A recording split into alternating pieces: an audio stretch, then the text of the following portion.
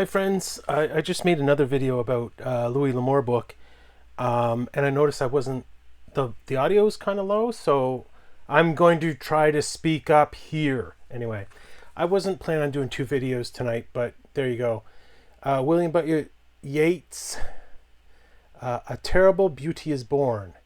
And obviously, this is another one of those Penguin Little Black classics. I've read this one a few times, and in fact, I've read it a few times, about a time and a half just recently. This is kind of, your perfect go-to book. I want to go for a walk to the coffee shop and read something when I get there or whatever. This is a 50-page book with poetry. I gotta tell you something. Yeats is awesome, okay? He's wonderful. I love everything about him. So I just did a quick scan of his Wikipedia page and reminded me that he did win the Nobel Prize for Literature.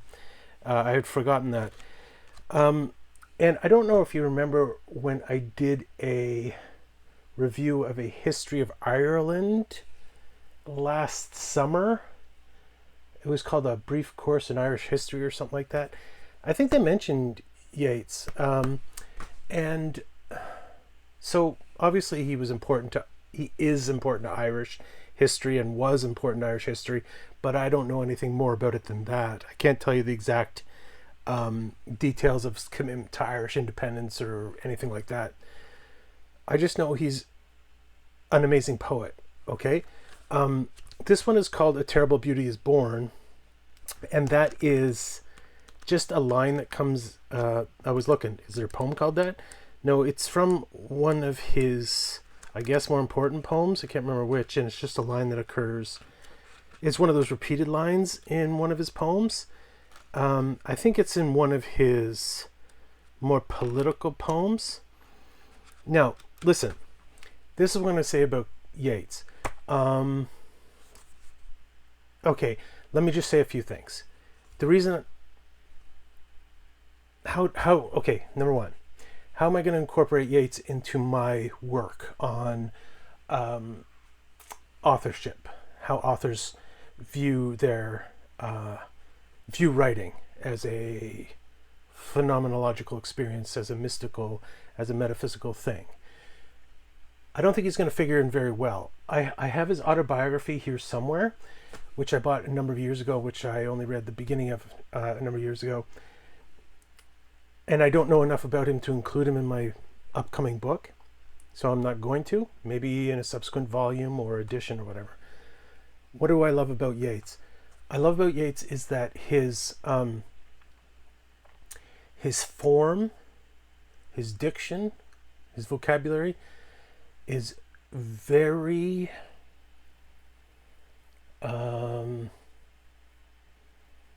natural. Okay? He writes with a very maybe it's just because he's so modern, so close to us. Like, what, he died like 100 years ago at max.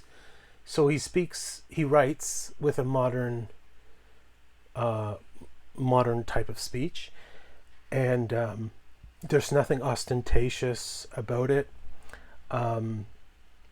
He writes in basically everyday language. Now, there are some words here and there that you won't understand because I didn't understand them. He is a creature of his environment, and that meant he was classically trained. So no doubt in school, high school, he was given the standard curriculum, which meant reading Greek and Latin, and knowing a great deal about Greek and Latin mythology. So he does make reference to Greek and Latin mythology here and there, like, stuff you'll find in Ovid or whatever. But he also makes some references to specifically Irish mythology, which are beyond me. I don't know the references. I can't contextualize the references. There's some beautiful references he makes to Plato. So, to me is right up my alley. But I guess what I like most about him is the beauty of his language, despite its unostentatiousness. Okay, just a random one I picked out. It's called "To a Friend Whose Work Has Come to Nothing." I love this poem, by the way. Now all the truth is out. Be secret and take defeat from any brazen throat. For how can you compete, being honor bred with one who, were it proved he lies, were neither shamed on his own, in his own, or in his neighbor's eyes? Bred to a harder thing than triumph, turn away, and like a laughing string whereon mad fingers play, amid a place of stone, be secret and exult, because of all the things known, that is the most difficult. I love this poem because it's about fame, right? Literary fame.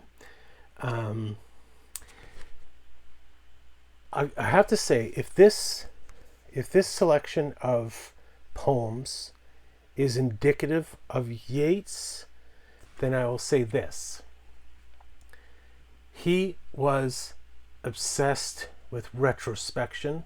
He was obsessed with time. He was obsessed with